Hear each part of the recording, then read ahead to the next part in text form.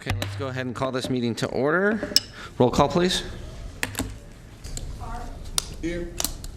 Here. Here. Frost. Here. Gaylord. Guerra. Here. Hanson. Harris. Here. Kennedy. Here. Lee. Stephanie Nguyen here for sitting in for Mayor Lee. Thank you. Natoli. Peters. Cerna. And Terry. Here. We have a quorum. And would the clerk please read the television announcement?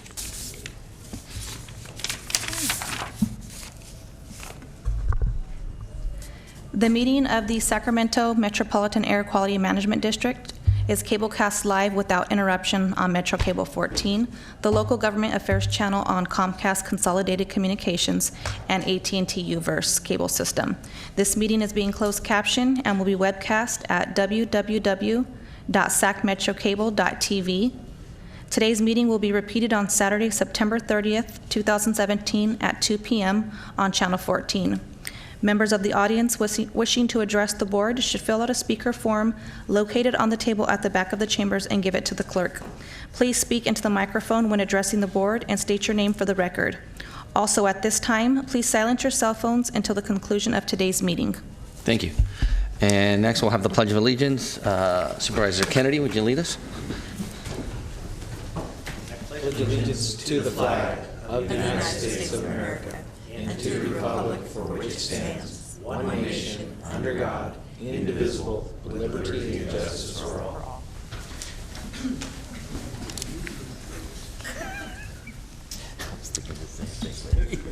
Like, oh, gosh. Next we have, it says here, announcements by the clerk. I just read the Oh, okay. Let's skip that one. TV announcement, excuse me. Next we have a special presentation celebrating 100 years of Breathe California, Sacramento region. Chair Terry, members of the board, I'm Tim Taylor, Division Manager at the Air District.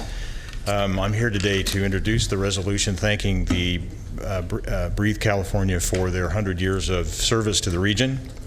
I've worked with them for 10 years, but they have been very strong supporters of the Air District for over 40 years now, going into the 41st year.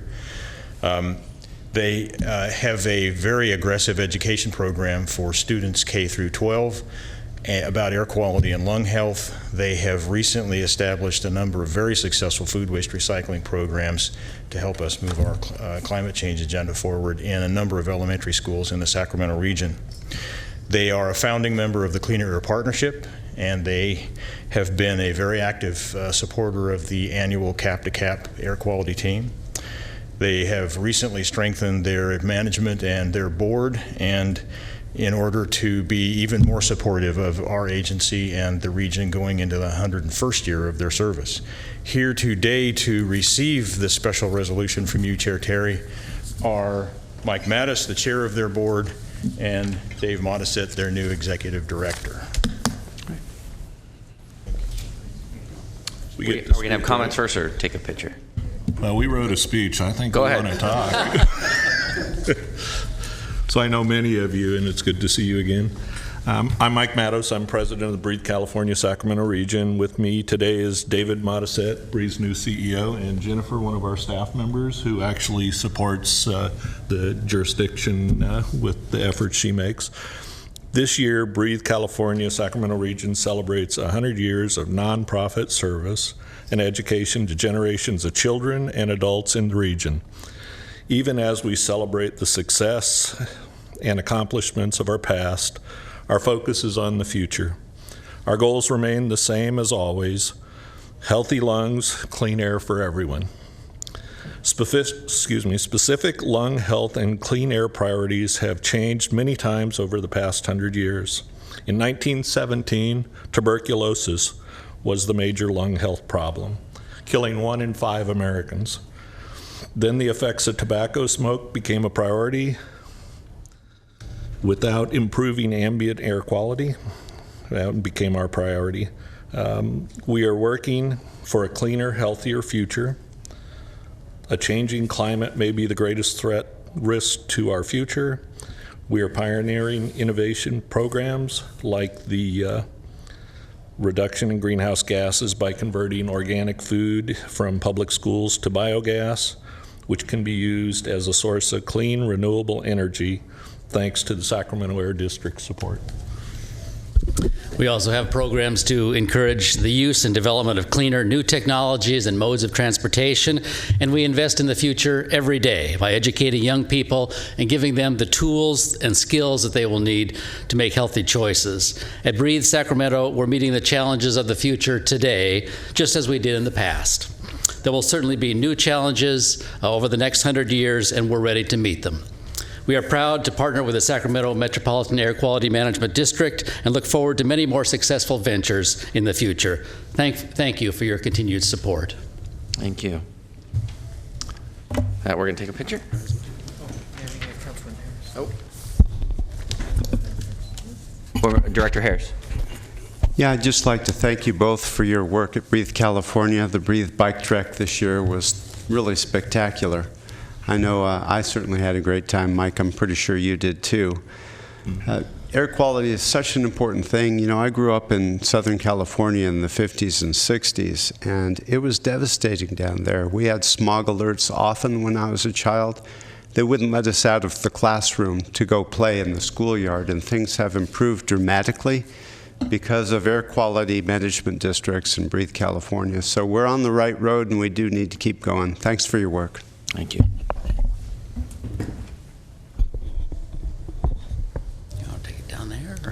He's going to tell us where to go. Okay.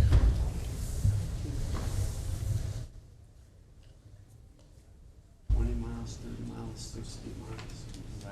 There's 3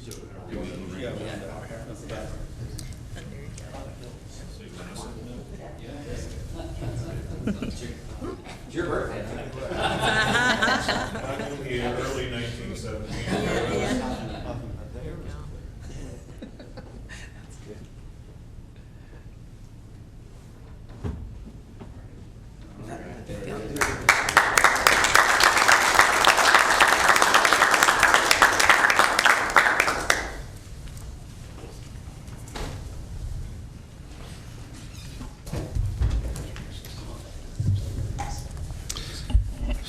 So with that, we'll move on to the Air Pollution Control Officer's report. Thank you.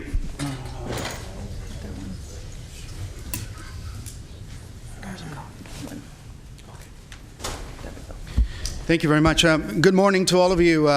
Very good to see you here. We work very hard to make sure that we're prepared to bring you the things that are priorities to us in our region. So this is really a critical item for us on a monthly basis. So I do appreciate you coming and spending a little time with us so that we can get your perspective and wisdom on some of the things that are, as I said, a priority for the region.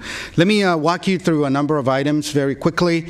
One of them being the legislative update that I think you've heard from us a number of times.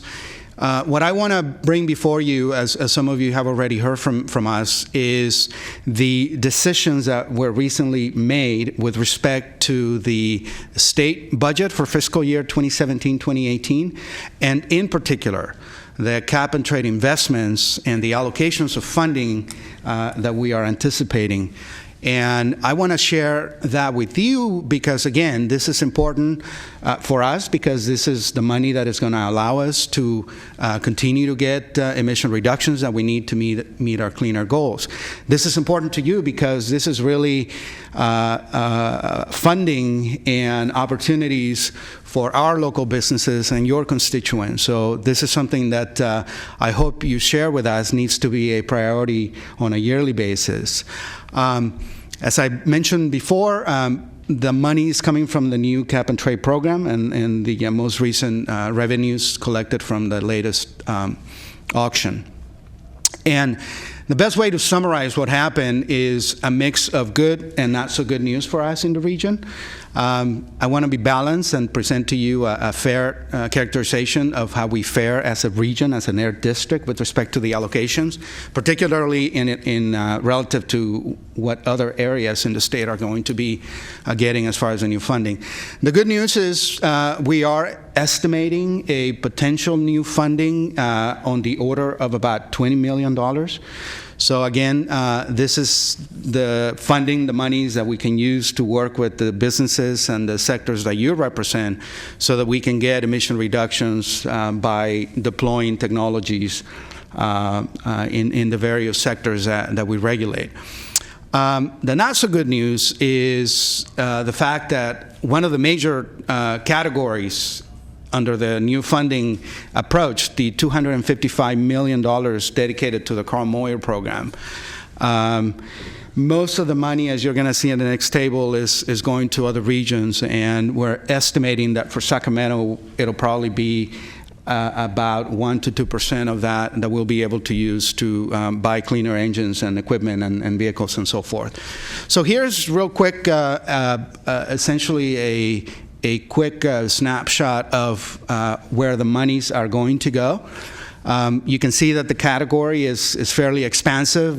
We are anticipating some new opportunities in the agricultural sector, and that's one of the major priority areas for our region. We have a long history cleaning up technology in that category. Freight is going to get a lot of attention. We have the HVIP program, which is essentially vouchers for cleaning up trucks and buses. We have the EV rebates for private car buyers who are choosing to buy zero-emission vehicles. And then we have the big allocation for Moyer, the $255 million under what is now called Community Air Protection. And as you can see, most of the money is going down south to the Valley and to the Bay Area. And obviously, I think it's fair and understandable to say that we were disappointed that Sacramento didn't fare better, because we really tried to do what we could to lobby and to try to convey to the state decision makers the priorities that we have in the region, and the fact that we still have communities that are impacted disproportionately by the remaining air pollution that we're trying to clean up. So this is one of the major areas that you're going to hear us in the future, major areas for us to work together, because I do think that we collectively need to mobilize and do a better job going to the Capitol and speaking on behalf of our region and the priorities that we have, so that next year, hopefully, we'll be able to tap into these funds to continue the long history of very successful projects that we've had, and I'm sure that you've heard from the staff in the past about that. So anyways, like I said, I want it to be balanced. There is going to be some very significant new opportunities. In some cases,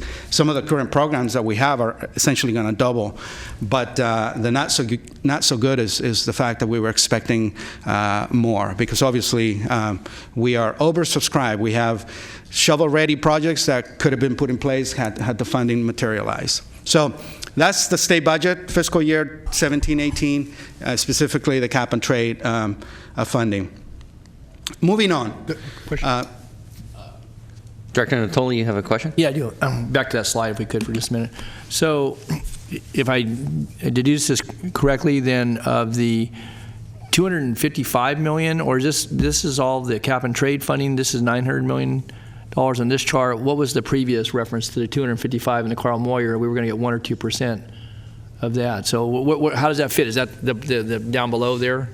Right. So we're going to get anywhere between $2 and $5 million out of that, we're estimating, and that roughly comes out to be 1 or 2% of, right. So $237 million goes to 3 other air districts, and the Bay Area gets $50 million. I mean, there is an issue of transport of pollutants, sure. And how is it that, again, I get South Coast, obviously a much bigger region, but so what formula do they use? Is it all politics? So it's interesting. So you're right. Of the $255 million, yeah. 95% is going to the 3 districts, and then the rest of the districts, we're going to fight for 5%. The logic is based on this concept of community air protection, and the fact that what the state is trying to do with this funding is to make sure that they mitigate what could be a disproportionate impact on some communities because of the carbon rules, cap and trade, and the fact that there are some facilities that are under the cap, and these facilities, because of the way the program works, may be impacting communities around them.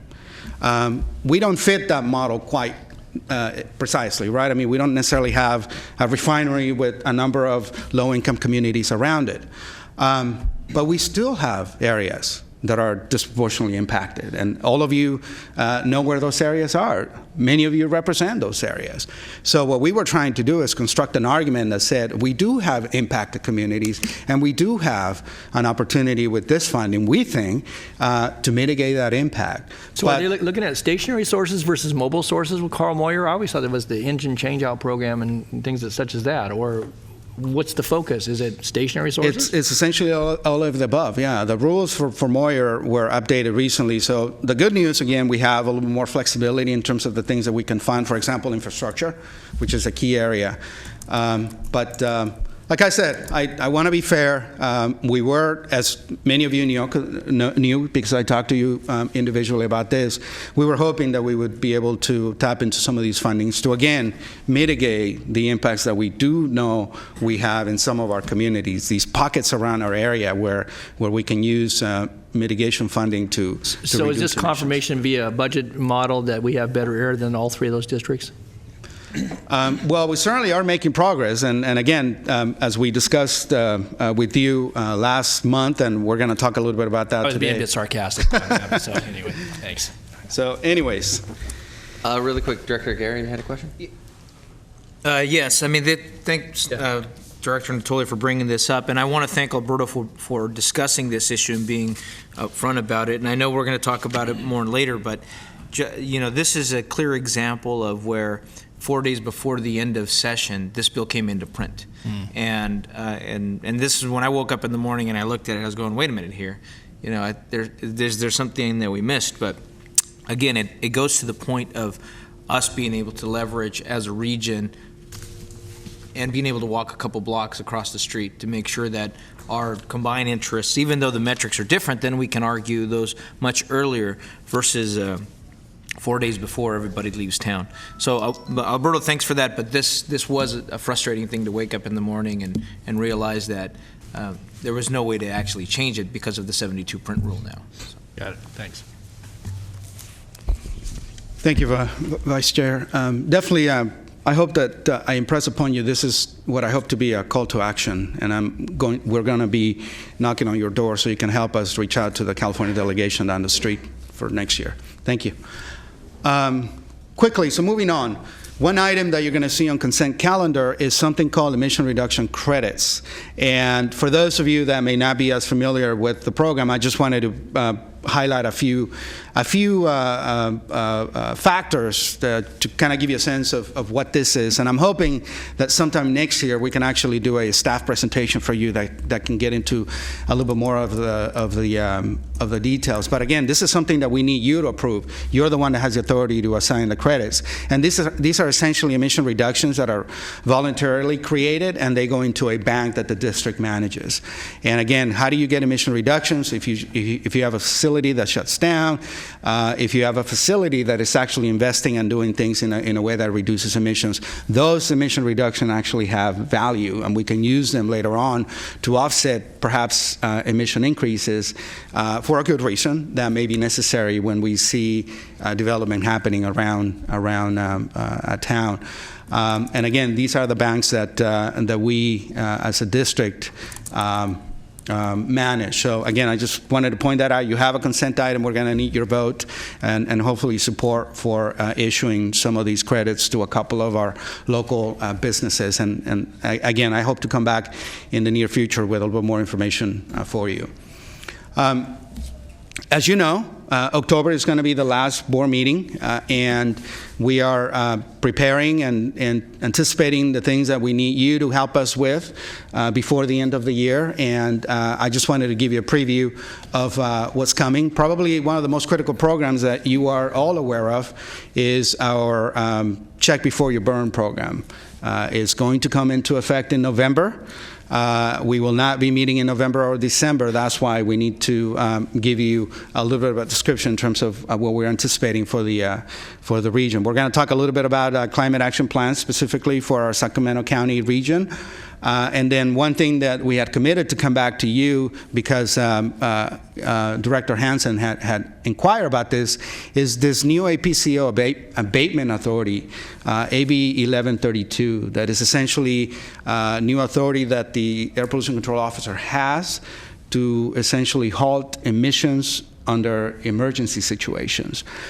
It was predicated on a couple of really bad situations down south where there was some toxic emissions that were impacting the community, and the APCO down there didn't have a lot of flexibility to do much about it, but we'll be bringing you that in terms of sharing with you how this will actually work in our district and what the real impact potentially could be. But again, it's a good thing that we have this new authority. And then there's going to be a few other items that we're going to have to bring to you because we're trying to meet end of year deadline. So I'm giving you a heads up, and hopefully you can be with us and help us go through the October meeting, which will be the last for the year. We'll try to not keep you here too long, but we are anticipating a number of items that will require action before the end of the year. And then moving on to other businesses, there's a couple things that I want to share with you that are relevant to the Air District. The first is that we lost our lobbyist, Brendan Tuig, with whom you have had some interaction. He was here in July to give us an update on the legislative report and some of the cap and trade discussions. He has approached us and decided to terminate the contract with the district. He's also the consultant for CAPCOA, the Air District Association. So to some extent, he will continue to support us, but we are in the process of finding a replacement. We think that the lobbyist is obviously a critical position. I don't think anyone of us and the staff has the capacity or quite the right fit to do that sort of a job, but any ideas or any suggestions that you may have, we'd be more than happy to talk to you about that. And then a couple things. The next thing, you heard about the 100-year celebration for Breathe California. They're having their gala event coming up. The Air District did become a table sponsor. So for those of you directors that may be interested in attending, we're going to be following up with you to give you some choices as far as if you want to represent the district and participate. And I'm hoping that we can split the tickets and also share them with our staff. So we're trying to figure out if we have a raffle or something like that for people to be able to participate. And then the last thing here is, again, the staff, myself included, have been busy participating in a number of technical conferences. It's a busy time of the year, going out to different conferences and so forth. And then the last thing, it's too bad Director Hansen is not here because this is one of his initiatives, but I'm proud to say that we're going to be working with the City of Sacramento, with SACOG, and ourselves to sponsor and support this bikeway community event that is happening around Sacramento. And again, it's an idea that gets the word out about the importance of active transportation, bicycle in particular. It is going to be a very interesting display of a better way to do bike lanes, and we're excited that we're able to participate in this event coming up in early October. And that is the Air Pollution Control Officer's report. I don't know if you guys have any questions at the moment. Any questions from directors? Okay, thank you. We do have, before we move on, we do have that's one right, person. and we do have a public comment. Bill? Thank you for the reminder. Good morning, Mr. Chairman. Bill Mueller with Valley Vision and also the Director of the Clean Air Partnership. Directors, good morning. I wanted to come before you in order to speak to the cap and trade issue. As you know, in addition to the many roles that Valley Vision plays, we are also the staff and manager of the Cleaner Air Partnership. We just celebrated the 100-year anniversary of one of our cornerstone institutions, Breathe California, the other, the Metro Chamber. The Clean Air Partnership was formed 30 years to focus on two things. importantly, not only cleaning the air, but also making sure that we are protecting jobs and promoting economic growth. We believe that we can do both. And the cap and trade program over the last couple of years has been a significant area of interest, especially given the fact that cap and trade proceeds are coming back to our communities in the form of millions of dollars. And we want to make sure that this Sacramento region has its fair share. That can be a challenge because we lack the clout of places like San Francisco and LA. And so it requires us to be as organized or better organized than we possibly can. Our commitment to you, working with your Air District staff and leadership, which we're so very happy to do, is to organize now for next year, to make sure that we do have those shovel-ready projects, and we're doing everything that we can to pre-qualify those projects to make sure that we are in the queue and ready to go. But what's more, we need to do more to work with our local lawmakers to make sure that they understand our priorities and that they're with us every step of the way, beginning at the beginning of sessions, so that they can protect our interest and advocate as effectively as possible through that. So whether it's through the Cleaner Air Partnership or Valley Vision directly, we want to work very closely with you so that we are able to achieve that very positive outcome, and look forward to doing that in the weeks and months ahead. Thank you. Thank you very much. So with that, we're supposed to go into closed session, but just schedules permitting, can we do the consent agenda first? Is there anything that anybody wants to pull from the consent agenda? With that, I'll entertain a motion. I have a motion. Do I have a second? I have a second by Cruz. All in favor? Aye. Opposed? Abstentions? Okay, consent calendar is approved. And with that, we will adjourn to closed session.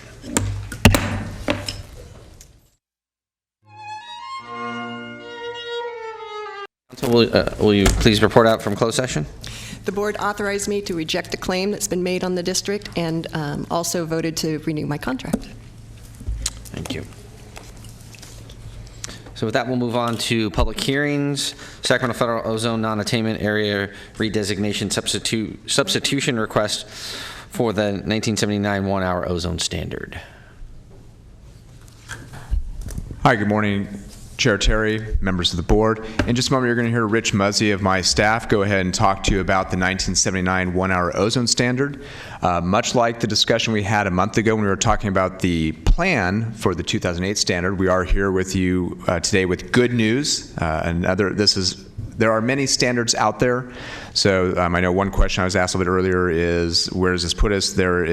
What we're here today to talk about is the 79 one-hour ozone standard. There are also a 97 8-hour standard we hope to be coming back to you in the near future on. There's a 2008 ozone standard, and soon there will be a 2015 ozone standard. But today, Rich is going to be talking to you about our great progress on the 79 standard and our request to formally redesignate to attainment for that standard. Good morning, board members. As Mark mentioned, my name is Rich Muzzy. I'm an air quality planner in the program coordination division here at the Sacramento Metropolitan Air Quality Management District. I will be providing a brief overview of the Sacramento Federal Ozone Non-Attainment Area Redesignation Substitution Request for the 1979 one-hour ozone standard this morning. I will be referring to this as the RS request for short.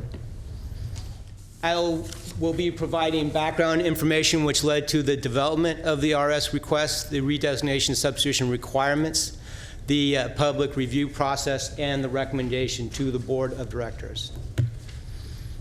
The boundaries of the Sacramento Federal Ozone Non-Attainment Area consists of all of Sacramento and Yolo counties and portions of Placer, El Dorado, Solano, and Sutter counties. These boundaries have not changed since they were first established. This slide was also used by Mark last month and illustrates how ozone is not emitted directly as a pollutant, but is formed through a chemical reaction between nitrogen oxides and volatile organic compounds in the presence of sunlight and heat. There are many different sources of ozone, as this slide depicts. This slide shows the key dates and events that led to the development of the RS request. The 1 hour ozone standard was issued by the US EPA in 1979. In 1997, the US EPA approved the 1994 ozone attainment plan for the 1 hour ozone standard. In 2004, the US EPA revoked the 1979 1 hour ozone standard when a more stringent standard was established, the 1997 8 hour ozone standard. In 2012, the US EPA found the region to be in attainment for the 1979 1 hour ozone standard. This was based upon data from 2007 through 2009. And in March 2015, the US EPA formally established the requirements to how to comply with a revoked standard. This is known as a redesignation substitution request. And the RS request will go ahead and formally close out the requirements for the 1979 1 hour ozone standard that are currently in place. There are 3 requirements for a redesignation substitution request. For the first requirement, the area attained the standard based upon data from 2007 through 2009 and has remained in attainment ever since 2009. For the second requirement, ozone air quality trends show that concentrations have reduced in the Sacramento region as a result of the implementation of permanent and enforceable control strategies both at a local and state level. For the third requirement, long-term emissions trends show that emissions have decreased ever since 2009, both for nitrogen oxides and volatile organic compounds. This slide shows the emissions reductions from volatile organic compounds in the region from 2007 through 2028. This slide depicts the emissions reductions from nitrogen oxide emissions from those same years, 2007 through 2028. This is despite an increase in population and vehicle miles traveled in the region during this period. This public hearing is recommended to be held on behalf of all the air quality districts in the Sacramento Federal Ozone Non-Attainment Area. Public hearing notices were published by the districts either on their local website or in their local newspaper. And emails were sent out to about over 4,000 people announcing the hearing. The recommendation to the board of directors is to conduct the public hearing and approve the resolution that was included in your packet to adopt the Sacramento Regional 1979 1 hour ozone redesignation substitution plan. This will direct staff to complete the CEQA process and also to complete the approval process with the US EPA. I'd like to thank the partner agencies that helped in the development of the RS request, all the staff from the other air quality districts within the Sacramento region, El Dorado, Feather River, Placer County, and Yolo Solano, and also the California Air Resources Board and the EPA, and also staff at the district, the Program Coordination Division, and the Communications Office. With that, I'm here to answer any questions that you might have. Okay. So first, we'll open the public hearing. Do we have any public comment on this side? Any questions for staff on this item? Director Frost? I have a question. I'm really excited about this, but I wanted to make sure I understood a couple things. On slide number 5, background, it talks about the final ruling on, I guess, changing the standard, but then it wasn't until 2015 that there was the opportunity, I guess, to submit for redesignation. And so in the resolution, it's talking about fees and how this will retire the fees. Did we have fees associated with that category that we fell in over those 3 years? So they basically, we were paying for something that we could have been redesignated. That doesn't seem fair. Is that, am I understanding correctly that they changed the ruling, but they didn't give us a vehicle to change our status until 3 years later? Or Go ahead, Mark. do I understand that correctly? So, Director Frost, it's a good question. The short answer is no, we did not charge any fees during that time. So the businesses were not subjected to the fees. What, without hopefully giving more details than you want, but hopefully giving you sufficient, is when you don't attain, there is a risk of 185 fees. And so our agency many years ago did adopt a rule to address 185 fees so that if they needed to be collected, those funds would come locally and not go at a national level. Because of where we were in attainment at the time, and because we knew we were in the process of doing a formal, waiting for EPA to establish the formal procedure to redesignate ourselves, we proceeded at the time and shared with the board at that time that we were not proceeding with passing on those fees to the sources. Oh, okay. So there were no fees charged to the sources during that time frame. Okay, and then I'm just curious why 2009 was selected as the base year. That's probably a dumb question, but I'm not a scientist, so maybe you can. Certainly, it certainly is not a dumb question at all. So the base year, for the purposes, and I'll let Rich correct me if I misspeak on this in a moment, but basically it's the final year that you've shown attainment, so then it's looking from that point forward to show that you are still going to remain in attainment. So I don't know if, go ahead. Good. You need 3 years of clean data in order to go ahead and show attainment. So the first possible opportunity where we had 3 consecutive years of clean data where the air quality concentrations were below the standard was from 2007 through 2009. So those were the years that we used to go ahead and show attainment. Oh, okay, great. Okay, thank you. Sure. Any other questions for staff? Director Natoli? Thanks. Just one question. Back in one of the exhibits on page E3, you show what the emissions, the VOCs were tons per day, 2009, 2018, 23, and 28. I guess one thing that caught my attention is that you show a reduction for those that are associated with motorcycles. And then you show, over the course of the next 10 years, actually a rise in the VOCs. If motorcycles are getting cleaner along with other engines, and I don't know, is there some trend that's going to show that we took a drop over 10 years and then we rise again? Because you show significant drops for automobiles, obviously trucks, and the things we're doing with the engines. So why do motorcycles? Again, it's not a significant increase, but it dips down projected next year and then goes back up again over the next 10 years. Why is that? I am not familiar with the specific requirements for motorcycles. I know in general kind of the largest category of emissions reductions between 2007 to 2028 is kind of mobile source emissions. Right. That's both for NOx and VOCs.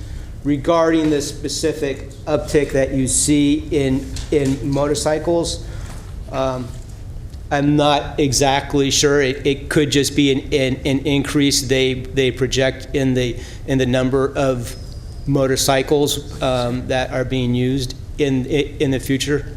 Okay, because you show a drop of 0.6 from 09 through next year, I guess, and then a slight increase over the next 5, and then again, basically an increase.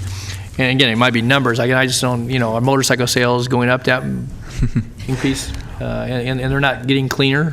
Right. So we had to quickly scroll through to find the Appendix E3. I apologize for the delay on that. So what the appendices are showing are the projected inventories based on state information, including the projections from SACOG on vehicles miles traveled over a number of years. And so while there are newer standards for cars, and there's an expectation that there will be a higher percent of alternative vehicles in the four-wheel design, I don't think that there's as much of an expectation that you will see that type of change in the motorcycle inventory. And I'm being a little bit speculative here. And so as the population continues to increase and you continue to have, you will just have a pickup proportionally in motorcycles over that time, but without maybe necessarily as much of a decrease in the emissions associated with that individual category. So the baby boomers will be 85 years old, still riding their old Harleys, and that's what Exactly. we're projecting, so, okay. All right, thanks. I know. Any other questions for staff? Okay, hearing none, I will close the public hearing, and we need a motion on this, right? Move the item. I have a motion, and I have a second. Motion by Guerra, a second by Harris. All in favor? Aye. Opposed? Abstentions? Motion carries. With that, do we have any discussion on the calendar? And I don't think we have any public comment. Board ideas or comments for us? Hearing none, we will stand adjourned.